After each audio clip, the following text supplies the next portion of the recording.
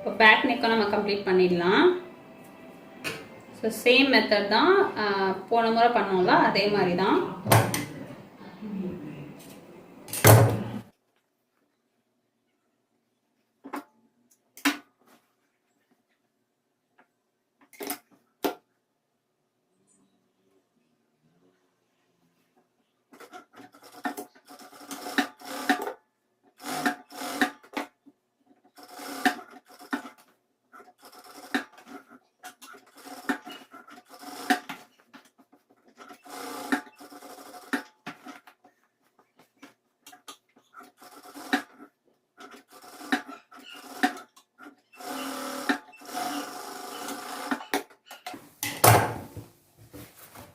So finish பண்ணிட்டோம். இப்போ 1/4 inch விட்டு கட் பண்ணிடலாம்.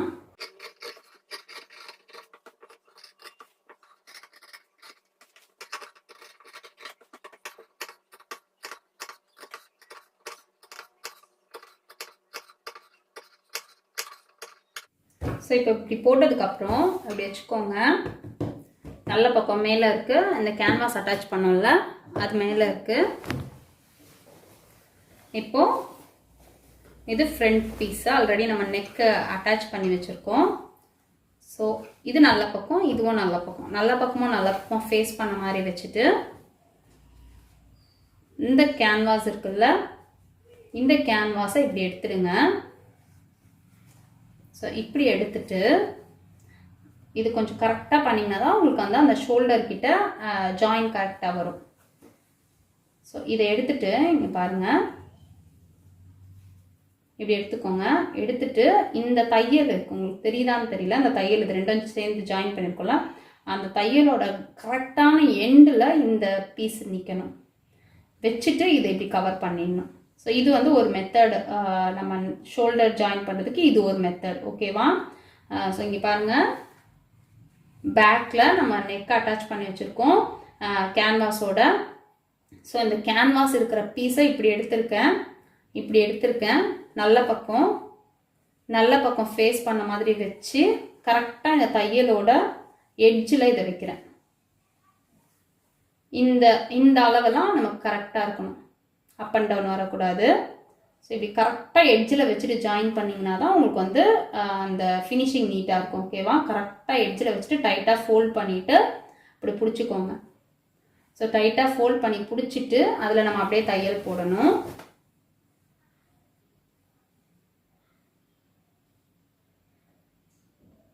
ஸோ அங்கே பிடிச்சதுக்கப்புறமா நீங்கள் வந்து இது எல்லாமே கரெக்டாக அரேஞ்ச் பண்ணிக்கோங்க. இப்போ நான் ஒரு தையல் போட்டு காட்டுறேன்.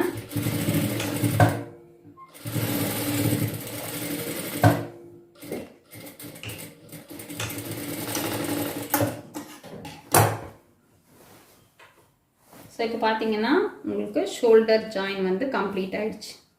ஸோ உங்களுக்கு புரிஞ்சிருக்கோன்னு நினைக்கிறேன். இதை நான் திரும்பி ஓப்பன் பண்ணிவிட்டு திரும்பி இன்னொரு ஸ்டிச் போட்டுக்கிறேன். டபுள் ஸ்டிச் போடணும்.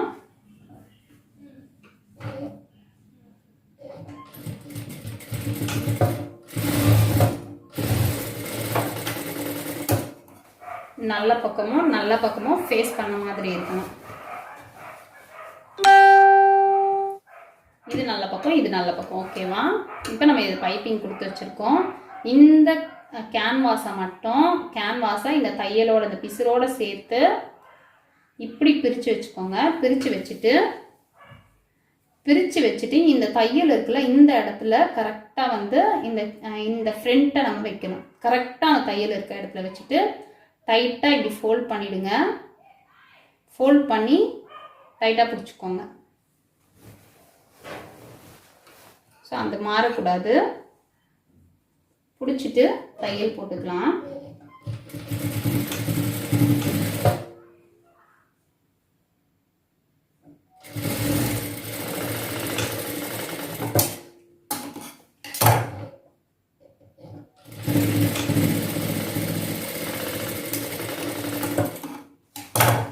இப்போ ஓப்பன் பண்ணி காட்டுறேன் பாருங்க.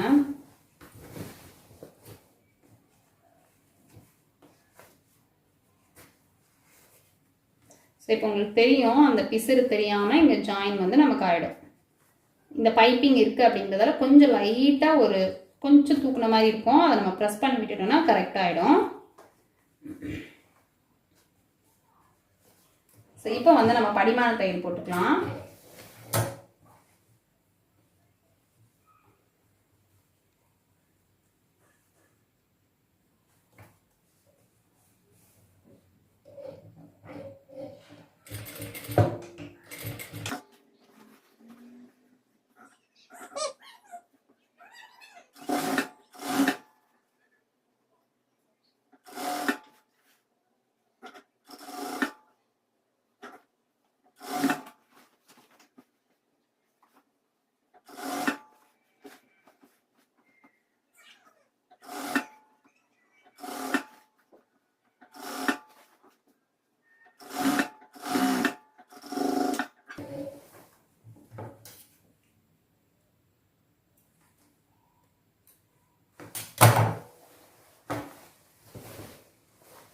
ஸோ இப்போ வந்து நெக்கு பைப்பிங்கோடு நம்ம கம்ப்ளீட் பண்ணிட்டோம். ஸ்லீவ் அட்டாச் பண்ணிக்கலாம். ஸோ ஸ்லீவ் வந்து நார்மலாக அட்டாச் பண்ணுற மாதிரி தான். ஸோ ஸ்லீவ் அட்டாச் பண்ண வீடியோ, இது பைப்பிங் கொடுத்த வீடியோ எடுத்தேன். அது எப்படியோ பாஸில் போயிட்டுருக்கு, வீடியோ ரெக்கார்ட் ஆகலை. ஸோ ஸ்லீவ் அட்டாச் பண்ணுறது நீங்கள் நார்மலாக போன சுடி அட்டாச் பண்ணிங்களா சேம் அதே மாதிரி பண்ணிக்கோங்க. பைப்பிங் வந்து இன்னொரு கை கொடுக்காம இருக்கேன், அதை மட்டும் நான் காட்டுறேன். ஃபஸ்ட்டு வந்து இந்த ஃபோல்ட் பண்ணி ஸ்டிச் பண்ணிக்கோங்க. நீங்கள் எவ்வளோ விட்டுருக்கீங்களோ அந்த அளவுக்கு நீங்கள் ஃபஸ்ட்டு ஃபோல்ட் பண்ணி ஸ்டிச் பண்ணிவிடுங்க.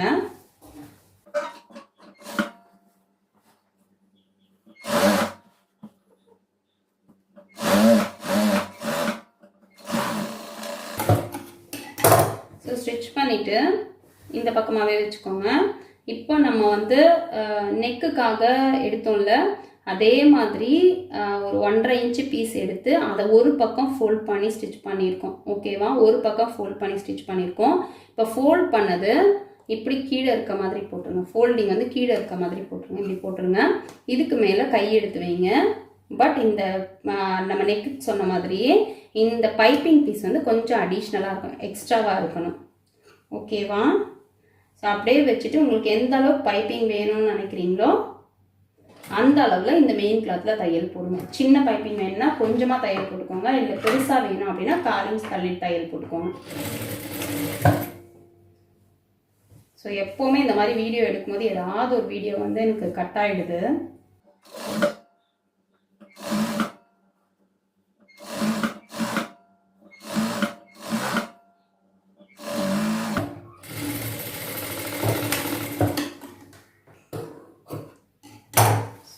இப்போ வந்து இது நம்ம ஃபினிஷ் பண்ணிட்டோம். இப்போ பாருங்கள், இப்போ டர்ன் பண்ணி நல்லா பக்கம் வச்சுட்டு நெக்கு பண்ணோம்ல சேம் நம்ம எந்த அளவுக்கு தையல் போட்டிருக்கோமோ அந்த அளவு தான் டர்ன் ஆகும். ஸோ இந்த கிளாத் கரெக்டாக மேலே இருக்கும். அதாவது இப்போ நம்ம இப்படி தையல் போட்டிருக்கோம்ல, இது வந்து மேல் பக்கமாக இருக்கணும். இந்த ப்ளூ கிளாத் வந்து மேல் பக்கமாக இருக்கணும், இந்த பக்கமாக இருக்கணும். ஸோ அதுதான் வந்து நமக்கு பைப்பிங்கை கரெக்டாக கொடுக்கும். வச்சுட்டு இந்த தையல் பார்த்தீங்கன்னா நம்மளோட மெயின் கிளாத்தில் தான் இருக்கணும், பைப்பிங்கில் கண்டிப்பாக வரக்கூடாது. ஸோ அது ஸ்டார்டிங்லேயே வந்துடாது, கொஞ்சம் நீங்கள் ப்ராக்டிஸ் பண்ண தான் உங்களுக்கு கரெக்டாக வரும். ஸோ என்ன இதில் தையல் விழுது அப்படின்னு யோசிக்காதீங்க. ஸ்டார்டிங்கில் கொஞ்சம் எல்லாருக்குமே அப்படி தான் வரும். ப்ராக்டிஸ் ஆக கரெக்டாக வந்துடும்.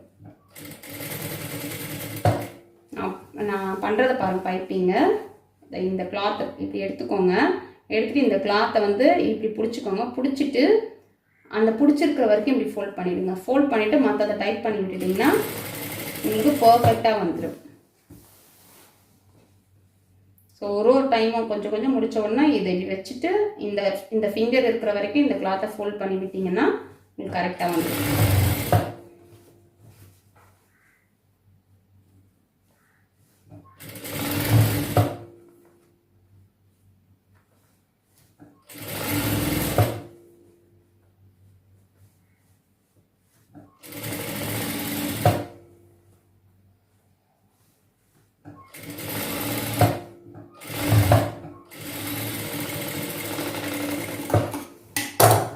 ஸோ இப்போ நமக்கு வந்து அழகாக பைப்பிங் வந்துடுச்சு. இனி வந்து நம்ம ஜாயின் பண்ணி கீழே ஷேப் கொடுக்க போகிறோம், அவ்வளோதான்.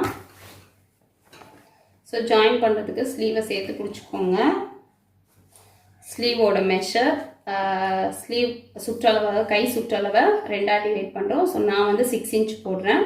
12 அப்படிங்கிறதால 6 இன்ச் போடுறேன். இங்கேருந்து நம்ம ஆல்ரெடி பண்ணோம்ல சேம் அதே தான். இங்கே வந்து நீங்கள் 1.5 இன்ச்சுக்கு மார்க் பண்ணி பண்ணுறீங்கன்னா 1.5 இன்ச் போட்டுக்கோங்க. இல்லை 1 இன்ச் பிடிச்சா போதுன்னா 1 இன்ச் போட்டுக்கோங்க.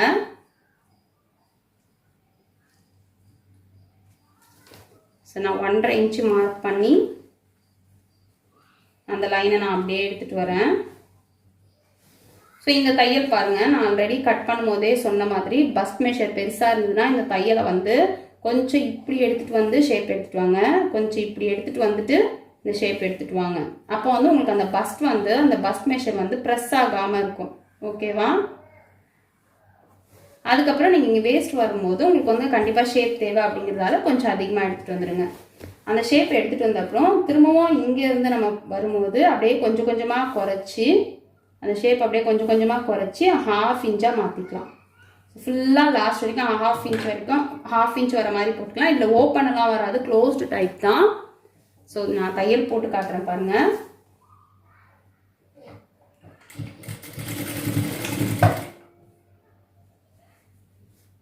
இங்கே வரும்போது கரெக்டாக ஆமூல் ரெண்டுமே ஒரே அளவில் இருக்கணும்.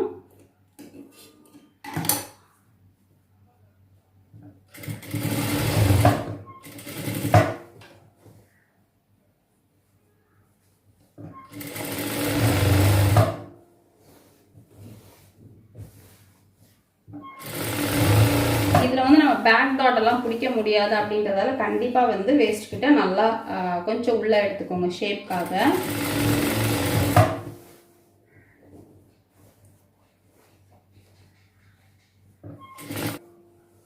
ஸோ இந்த வேஸ்ட் ரவுண்ட் வந்ததுக்கப்புறம் கொஞ்சம் கொஞ்சமாக கம்மி பண்ணிகிட்டே வாங்க.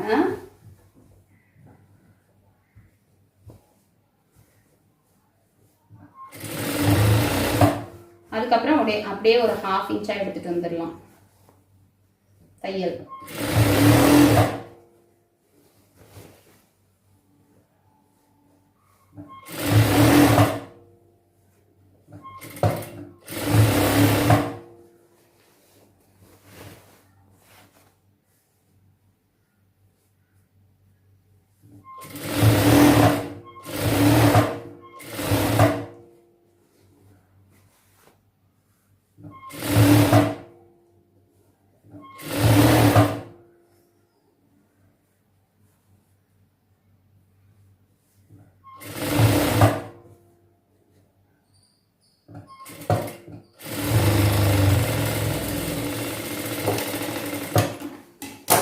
ஸோ இதே மாதிரி இந்த பக்கமாக ஸ்டிச் பண்ணிடலாம்.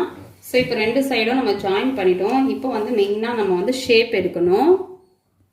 ஸோ இப்போ ஷேப் எடுக்கிறதுக்கு நம்ம வந்து எப்படி கட் பண்ணோமோ அதே மாதிரி கிளாத்தை வந்து 4ஆக மடிச்சிட்டோம். கரெக்டாக பிடிச்சி ஃபோல்ட் பண்ணிவிடுங்க.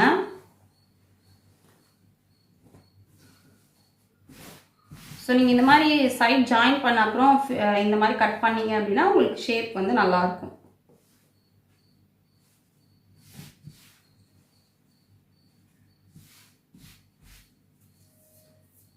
உள்ளே எல்லாமே பார்த்துக்கோங்க, எங்கேயாவது மடிப்பு இருக்கா அப்படின்னு செக் பண்ணிவிட்டு கட் பண்ணுங்கள்.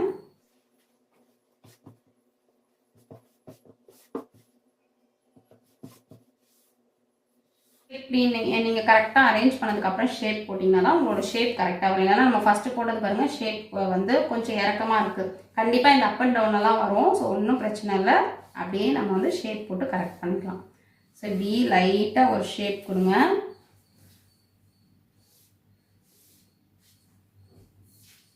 ஸோ இப்போ வந்து இங்கேயுமே உங்களுக்கு ஏதாவது அப் அண்ட் டவுன் இருக்க மாதிரி இருந்தால் லைட்டாக மேலே தூக்கிக்கோங்க. மேலே தூக்கி அந்த ஷேப்பை வந்து அப்படியே எடுத்துப்போம். லைட்டாக எனக்கு ஒரு சின்ன அப் அண்ட் டவுன் இருக்குது. ஸோ நான் இந்த ஹைட்டை லைட்டாக ட்ரிம் பண்ணிக்கிறேன். அப்படியே வளைச்சி எடுத்துகிட்டு போய்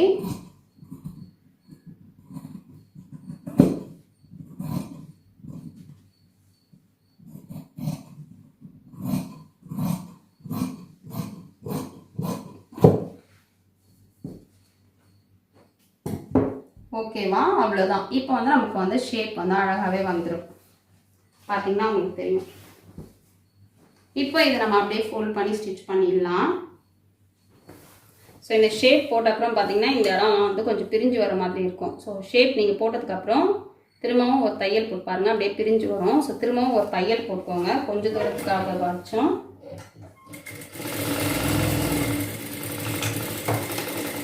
ஸோ ஃபஸ்ட்டு ஒரு 1/2 இன்ச் அளவுக்கு ஃபோல்ட் பண்ணிவிட்டு நெக்ஸ்ட் வந்து ஒரு 3/4 இன்ச் அளவுக்கு ஃபோல்ட் பண்ணால் போதும். ஸோ இது வந்து கொஞ்சம் வந்து சுருக்கம் வர மாதிரி இருக்கும், நம்ம கேர்ஃபுல்லாக பண்ணணும்.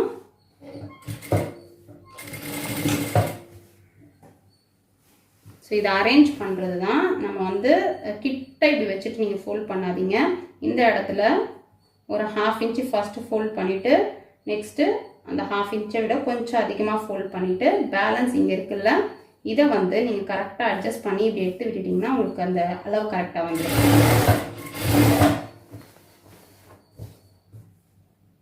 ஸோ இப்போ இந்த பைப்பிங் கொடுத்துருக்கோம்ல, இந்த இடத்துல வரும்போது நமக்கு எங்கே ஸ்ட்ரைட்டாக வருதுன்னு தெரியும். ஸோ நீங்கள் வந்து இப்படி ஒரு 1/2 இன்ச்சு ஃபஸ்ட்டு ஃபோல்ட் பண்ணிவிட்டு அதுக்கப்புறம் 1/2 இன்ச்சை விட கொஞ்சம் அதிகமாக ஃபோல்ட் பண்ணிவிடுங்க. ஸ்ட்ரைட்டாக ஃபோல்ட் பண்ண அப்புறம் பேலன்ஸ் இருக்கிறது இந்த இடத்துக்குள்ளவே நமக்கு வந்துடணும். அப்போ தான் நமக்கு அந்த ஷேப் வந்து கரெக்டாக வரும்.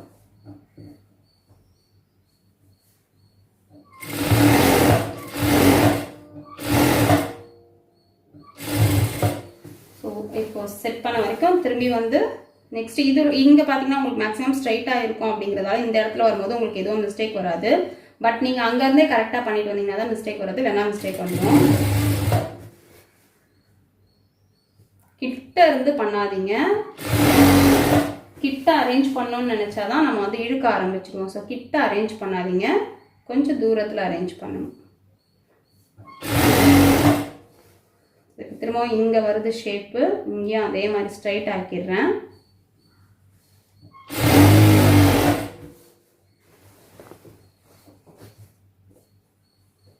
இப்போ வளைவு கிட்ட வரும்போது தான் நம்ம கொஞ்சம் கஷ்டமாக தெரியும். ஓகேவா? வளைவு கிட்ட நான் சொன்ன மாதிரியே ஃபாலோ பண்ணுங்கள். இப்படி ஃபோல்ட் பண்ணிவிட்டு அடுத்து இன்னும் கொஞ்சம் பெரிய ஃபோல்ட் பண்ணிவிட்டு அப்போ பார்த்தீங்கன்னா உங்களுக்கு இந்த மாதிரி எக்ஸ்ட்ராவாக இருக்கும். ஸோ அதை வந்து நீங்கள் உள்ளே இன்சர்ட் பண்ணிட்டீங்க அப்படின்னா உங்களுக்கு அந்த ஷேப் கரெக்டாக வந்துடும். பட் அதுக்குன்னு அளவு இல்லாமல் பண்ணக்கூடாது.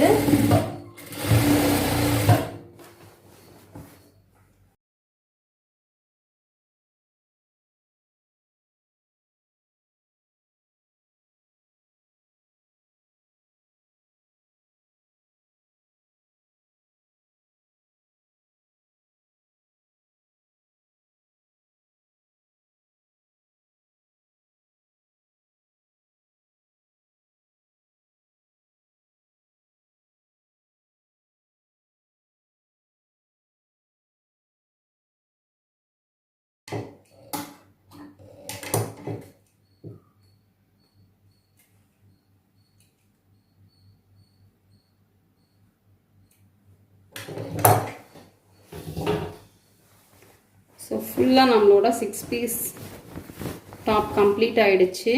நான் உங்களுக்கு போட்டுட்டு காட்டுறேன் எப்படி இருக்குது அதோட ஃபினிஷிங் அப்படின்றத பாருங்கள்.